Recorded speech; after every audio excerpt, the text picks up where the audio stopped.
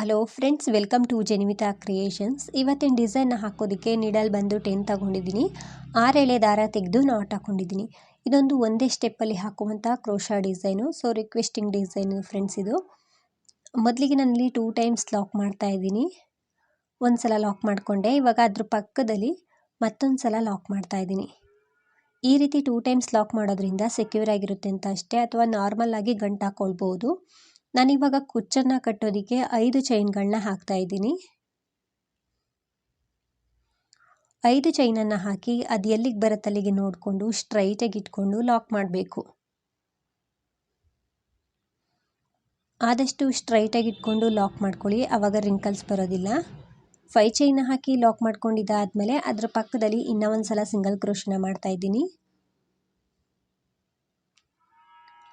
Gap ಏನು ಕೊಡೋದು ಬೇಡ, ಅದ್ರ ಪಕ್ಕದಲ್ಲೇ ಸಿಂಗಲ್ ಕ್ರೋಶನ ಮಾಡ್ಕೊಳ್ಳಿ. ನಂತರ ಇವಾಗ 3 ಚೈನ್ನ ಹಾಕ್ಕೊಳ್ತೀನಿ.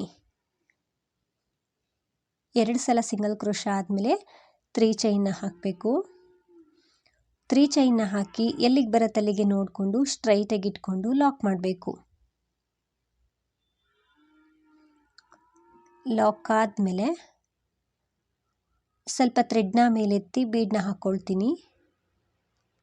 ಫ್ರೆಂಡ್ಸ್, ಯಾರಾದರೂ ಫಸ್ಟ್ ಟೈಮ್ ನೋಡ್ತಿದ್ರೆ ಪ್ಲೀಸ್ ನಮ್ಮ ಚಾನಲ್ನ ಸಬ್ಸ್ಕ್ರೈಬ್ ಮಾಡಿ ಸಪೋರ್ಟ್ ಮಾಡಿ. ಈ ರೀತಿ ಒಂದು ಫ್ಲವರ್ ಬೀಡನ್ನ ತಗೊಂಡಿದ್ದೀನಿ. ಬೀಡನ್ನ ಥ್ರೆಡ್ಡಿಗೆ ಹಾಕ್ಕೊಳ್ತಾ ಇದ್ದೀನಿ. ಥ್ರೆಡ್ ಒಳಗಡೆ ಹಾಕ್ಕೊಂಡು ಅದನ್ನು ಬೀಡ್ ಲಾಕ್ ಮಾಡಿ ಸ್ಟ್ರೈಟಾಗಿ ಇಟ್ಕೊಂಡು ಲೇಸ್ ಮೇಲೆ ಲಾಕ್ ಮಾಡ್ತಾ ಇದ್ದೀನಿ. ಲೇಸ್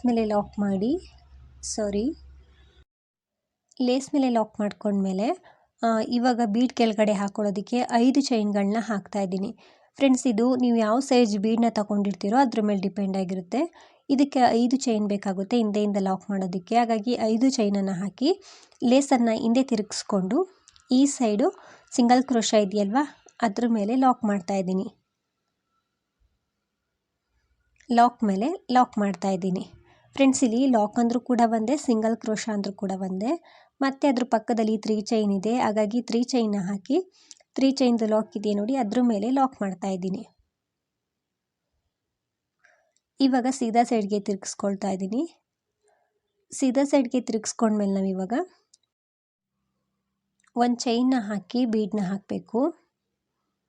ನಾನಿಲ್ಲಿ ಸ್ವಲ್ಪ ಥ್ರೆಡ್ ಮೇಲೆತ್ತಿದ್ದೀನಿ. ಸೊ ಒಂದು ಚೈನ್ನ ಹಾಕ್ಕೊಂಡೆ ಬೀಡನ್ನ ಹಾಕ್ಕೊಳ್ತೀನಿ. ಹಾಗಾಗಿ ಬೀಡನ್ನೇನು ಹಾಕ್ಕೊಳ್ತಾ ಇಲ್ಲ, ಒಂದು ಚೈನ್ನ ಹಾಕಿ ಬೀಡನ್ನ ಥ್ರೆಡ್ ಒಳಗಡೆ ಹಾಕ್ಕೊಂಡು ಮತ್ತೊಂದು ಚೈನ್ನ ಹಾಕ್ಕೊಳ್ತೀನಿ. ಅಂದರೆ ಬೀಡ್ ಲಾಕ್ ಥರ ಆಗುತ್ತೆ.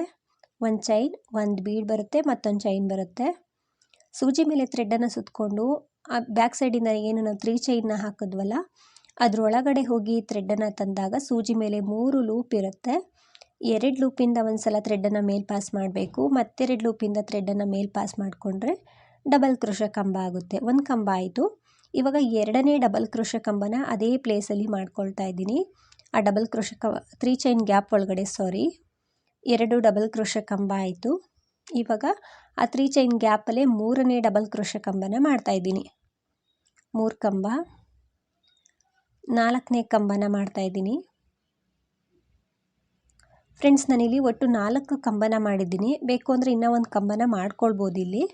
ಇವಾಗ ಸೂಜಿ ಮೇಲೆ ಥ್ರೆಡನ್ನು ಸುತ್ತಕೊಂಡು ಈ ಬೀಡ್ ಕೆಳಗಡೆ ಏನು 5 ಚೈನನ್ನು ಹಾಕಿದ್ವಲ್ಲ ಅಲ್ಲೇ ಹೋಗಿ ಬೀಡ್ ಕೆಳಗಡೆ 5 ಚೈನ್ ಇತ್ತಲ್ವ ಅಲ್ಲಿ ಹೋಗಿ ಥ್ರೆಡನ್ನು ತಂದರೆ ಸೂಜಿ ಮೇಲೆ 3 ಲೂಪ್ ಇರುತ್ತೆ. 2 ಲೂಪಿಂದ 2 ಲೂಪಿಂದ 1 ಮಾಡಿದ್ರೆ ಡಬಲ್ ಕ್ರೋಶ ಕಂಬ ಆಗುತ್ತೆ. ಡಬಲ್ ಕ್ರೋಶ ಕಂಬ ಆದಮೇಲೆ ಒಂದು ಚೈನ್ನ ಹಾಕಿ ಒಂದು ಬೀಡನ್ನ ಹಾಕ್ಕೊಳ್ತೀನಿ. ಸ್ವಲ್ಪ ಥ್ರೆಡ್ನ ಮೇಲೆತ್ತಿ ಬೀಡನ್ನ ಹಾಕ್ಕೊಳ್ತಾ ಇದ್ದೀನಿ. ಬೀಡನ್ನ ಥ್ರೆಡ್ ಒಳಗಡೆ ಹಾಕ್ಕೊಂಡು ಮತ್ತೊಂದು ಚೈನ್ನ ಹಾಕ್ಕೊಳ್ತೀನಿ. ಅಂದರೆ ಬೀಡ್ ಲಾಕ್ ಥರ ಆಗುತ್ತೆ. ಸೂಜಿ ಮೇಲೆ ಥ್ರೆಡನ್ನು ಸುತ್ತಕೊಂಡು ಏನು ಡಬಲ್ ಕ್ರೋಶ ಕಂಬನ ಮಾಡ್ದೋ 5 ಚೈನ್ ಗ್ಯಾಪಲ್ಲಿ ಆ ಕಂಬದ ಕೆಳಗಡೆ ಹೋಗಿ ಥ್ರೆಡನ್ನು ತಂದು ಮತ್ತೆ ಡಬಲ್ ಕ್ರೋಶ ಕಂಬನ ಮಾಡ್ತಾಯಿದ್ದೀನಿ. 2ರಿಂದ 1, 2ರಿಂದ 1, 1 ಕಂಬ ಆಯಿತು. ಮತ್ತು ಸೂಜಿ ಮೇಲೆ ಥ್ರೆಡನ್ನು ಸುತ್ತಕೊಂಡು ಮತ್ತೆ ಆ ಕಂಬದ ಕೆಳಗಡೆ ಹೋಗಿ ಥ್ರೆಡನ್ನು ತಂದು ಡಬಲ್ ಕ್ರೋಶ ಕಂಬ 2 ಕಂಬ ಆಯಿತು. 3ನೇ ಡಬಲ್ ಕ್ರೋಶ ಕಂಬ, 4ನೇ ಡಬಲ್ ಕ್ರೋಶ ಕಂಬ. ಒಟ್ಟು 5 ಕಂಬನ ಮಾಡ್ಬೋದು ಫ್ರೆಂಡ್ಸ್. ನಾನಿಲ್ಲಿ ಸ್ಟಾರ್ಟಿಂಗ್ ಪೆಟಲ್ಸಲ್ಲಿ 4 ಕಂಬ ಮಾಡಿದೆ, ಹಾಗಾಗಿ ಇಲ್ಲೂ ಕೂಡ 4 ಕಂಬನ ಮಾಡ್ಕೊಳ್ತಾ ಇದ್ದೀನಿ. ಮತ್ತು ಸೂಜಿ ಮೇಲೆ ಥ್ರೆಡನ್ನು ಸುತ್ತಕೊಂಡು ಆ 5 ಚೈನ್ ಗ್ಯಾಪಲ್ಲಿ ಹೋಗಿ ಥ್ರೆಡನ್ನು ತಂದು ಡಬಲ್ ಕ್ರೋಶ ಕಂಬನ ಮಾಡಿಕೊಂಡೆ. ಕಂಬ ಆದಮೇಲೆ ಒಂದು ಚೈನ್ನ ಹಾಕಿ ಸ್ವಲ್ಪ ಥ್ರೆಡ್ನ ಮೇಲೆತ್ತಿ ಒಂದು ಬೀಡನ್ನ ಹಾಕ್ಕೊಳ್ತೀನಿ. ಒಂದು ಸ್ಮಾಲ್ ಬೀಡನ್ನ ಥ್ರೆಡ್ ಒಳಗಡೆ ಹಾಕ್ಕೊಂಡು ಮತ್ತೊಂದು ಚೈನ್ನ ಹಾಕ್ಕೊಳ್ತಾ ಇದ್ದೀನಿ. ಅಂದರೆ ಬೀಡ್ ಲಾಕ್ ಮಾಡಿಕೊಂಡೆ. ಮತ್ತು ಸೂಜಿ ಮೇಲೆ ಥ್ರೆಡ್ಡನ್ನು ಸುತ್ತಕೊಂಡು ಆ ಡಬಲ್ ಕ್ರೋಶದ ಕಂಬದ ಕೆಳಗಡೆ ಹೋಗಿ ಥ್ರೆಡ್ಡನ್ನು ತಂದು ಮತ್ತೆ ಡಬಲ್ ಕ್ರೋಶ ಕಂಬ, ಒಂದು ಕಂಬ, ಎರಡನೇ ಡಬಲ್ ಕ್ರೋಶ ಕಂಬ, ಮೂರನೇ ಡಬಲ್ ಕ್ರೋಶ ಕಂಬ, ನಾಲ್ಕನೇ ಡಬಲ್ ಕ್ರೋಶ ಕಂಬ.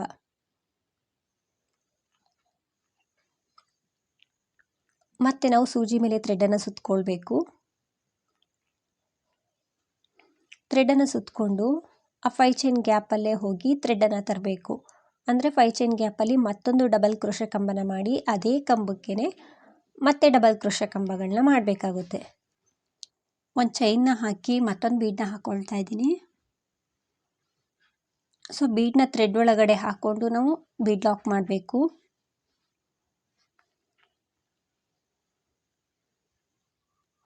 ನಂತರ ಸೂಜಿ ಮೇಲೆ ಥ್ರೆಡ್ಡನ್ನು ಸುತ್ತಕೊಂಡು ಏನು ಪ್ರೀವಿಯಸ್ ಆಗಿ ಡಬಲ್ ಕ್ರೋಶ ಕಂಬ ಮಾಡಿರ್ತೀವಲ್ಲ 5 ಚೈನ್ ಗ್ಯಾಪಲ್ಲಿ, ಅಲ್ಲಿ ಹೋಗಿ ಥ್ರೆಡ್ಡನ್ನು ತಂದು ಡಬಲ್ ಕ್ರೋಶ ಕಂಬ ಮಾಡಬೇಕು. ಅಂದರೆ ಇಲ್ಲಿ 4 ಡಬಲ್ ಕ್ರೋಶ ಕಂಬ ಆದರೆ ಒಂದು ಪೆಟಲ್ಸ್ ಥರ ಕಾಣಿಸುತ್ತೆ.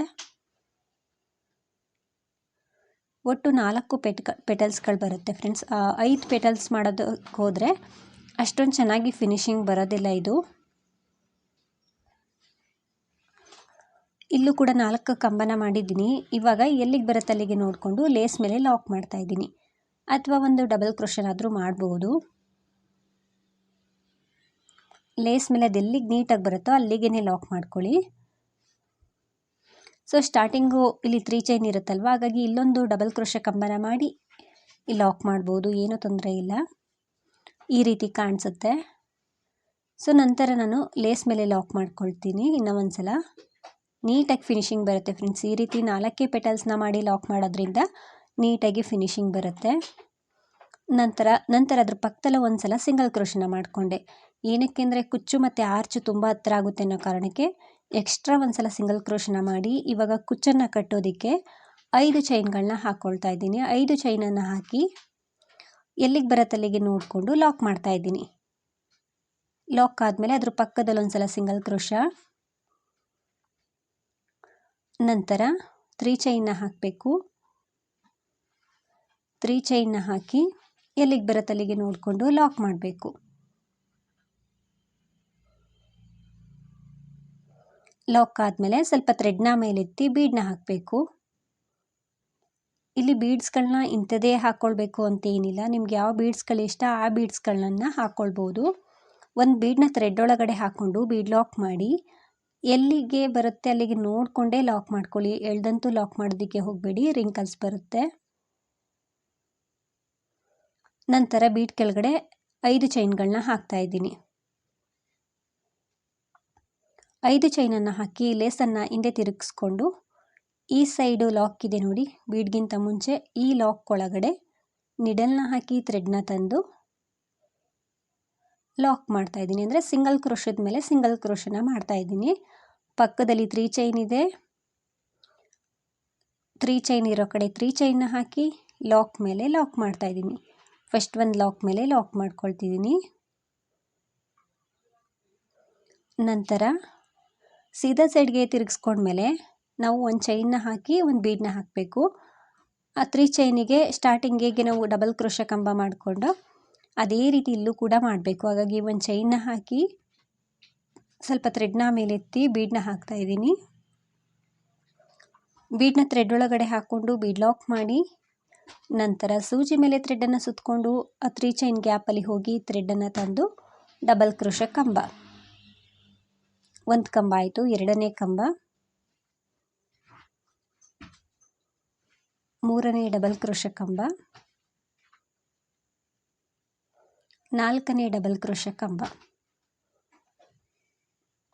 ಫ್ರೆಂಡ್ಸ್ 5 ಕಂಬನೂ ಕೂಡ ಮಾಡ್ಕೊಳ್ಬೋದು, ಏನು ತೊಂದರೆ ಇಲ್ಲ.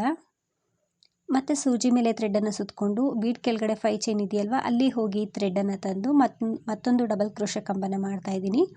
ಸೊ ಇದೇ ಕಂಬಕ್ಕೆ ನಾವು ಮತ್ತೆ ಕಂಬ ಮಾಡಿಕೊಂಡ್ರೆ ಎರಡನೇ ಪೆಟಲ್ಸ್ ಕಂಪ್ಲೀಟ್ ಆಗುತ್ತೆ. ಹಾಗಾಗಿ ಬೀಡನ್ನ ಹಾಕೊಳ್ಳೋಕ್ಕಿಂತ ಮುಂಚೆ ಒಂದು ಚೈನ್ನ ಹಾಕಿ ಒಂದು ಬೀಡನ್ನ ಹಾಕಿ ಮತ್ತೊಂದು ಚೈನ್ನ ಹಾಕಿ, ಅಂದರೆ ಬೀಡ್ ಲಾಕ್ ಥರ ಆಗುತ್ತೆ. ಮತ್ತೊಂದು ಚೈನ್ನ ಹಾಕ್ಕೊಂಡು ಸೂಜಿ ಮೇಲೆ ಥ್ರೆಡನ್ನು ಸುತ್ತಕೊಂಡು ಆ ಕಂಬದ ಕೆಳಗಡೆ ಹೋಗಿ ಥ್ರೆಡನ್ನು ತಂದು ಡಬಲ್ ಕ್ರೋಶೆ ಕಂಬನ ಮಾಡ್ತಾಯಿದ್ದೀನಿ. ಫ್ರೆಂಡ್ಸ್, ಡಿಸೈನ್ ತುಂಬ ಈಸಿ ಇದೆ, ಫಾಸ್ಟಾಗಿ ಆಗಿಬಿಡುತ್ತೆ.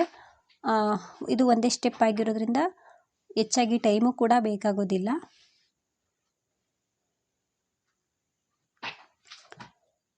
ಈ ರೀತಿ 4 ಕಂಬನ ಮಾಡಿದ್ದೀನಿ. ಇವಾಗ ಮತ್ತೆ ಸೂಜಿ ಮೇಲೆ ಥ್ರೆಡನ್ನು ಸುತ್ತಕೊಂಡು ಡಬಲ್ ಕ್ರೋಶೆ ಕಂಬನ ಮಾಡ್ತಾಯಿದ್ದೀನಿ. ಪೂರ್ತಿ ಹಾಕಿ ತೋರಿಸ್ತೀನಿ ಫ್ರೆಂಡ್ಸ್ ಸೆಕೆಂಡ್ ಆರ್ಚನ್ನು. ಇದನ್ನು ಫೇಸ್ಬುಕ್ಕಲ್ಲಿ ಭವಾನಿ BPN ಅವರು ಕಮೆಂಟ್ ಮೂಲಕ ತಿಳಿಸಿದರು, ಈ ಡಿಸೈನ್ ಹಾಕೋದು ಹೇಗೆ ಹೇಳ್ಕೊಡಿ ಅಂತ. ಸೊ ತುಂಬ ಈಸಿ ಇದೆ, ಎಲ್ಲರೂ ಕೂಡ ಹಾಕೊಳ್ಳುವಂಥ ಡಿಸೈನು, ಕಷ್ಟ ಏನಿಲ್ಲ. ಸೊ ಪೂರ್ತಿ ಕಂಪ್ಲೀಟ್ ಆದಮೇಲೆ ಲಾಕ್ ಮಾಡ್ತಾಯಿದ್ದೀನಿ ಲೇಸ್ ಮೇಲೆ. ಈ ರೀತಿ ಆರ್ಚ್ಗಳು ಬರ್ತಾ ಹೋಗುತ್ತೆ. ಸೊ ತುಂಬ ಚೆನ್ನಾಗಿ ಬಂದಿದೆ. ನಂತರ ಅದ್ರ ಪಕ್ಕದಲ್ಲಿ ಇನ್ನೊಂದು ಸಲ ಸಿಂಗಲ್ ಕ್ರೋಶನ ಮಾಡ್ತಾಯಿದ್ದೀನಿ. ಇವಾಗ ಚೈನ್ಗಳನ್ನ ಹಾಕ್ತಾಯಿದ್ದೀನಿ ಕುಚ್ಚನ್ನು ಕಟ್ಟೋದಕ್ಕೆ. 5 ಚೈನ್ಗಳನ್ನ ಹಾಕಿ ಎಲ್ಲಿಗೆ ಬರುತ್ತೆ ಅಲ್ಲಿಗೆ ನೋಡಿಕೊಂಡು ಲಾಕ್ ಮಾಡ್ತಾಯಿದ್ದೀನಿ.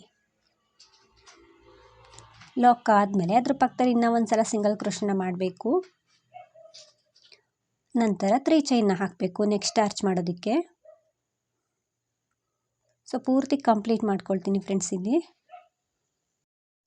ಲೇಸ್ ಮೇಲೆ ಈ ರೀತಿ ಎಕ್ಸ್ಟ್ರಾ ಇನ್ನೊಂದು ಸಲ ಸಿಂಗಲ್ ಕ್ರೋಶ ಮಾಡ್ಕೊಳ್ಳೇಬೇಕು ಅಂತೇನಿಲ್ಲ. ನಿಮಗೆ ಆರ್ಚ್ ಕುಚ್ಚು ತುಂಬ ಹತ್ರ ಬೇಕು ಅಂದರೆ ಅದನ್ನು ಸ್ಕಿಪ್ ಮಾಡ್ಬೋದು ಒಂದು ಸಲ ಸಿಂಗಲ್ ಕ್ರೋಶನ.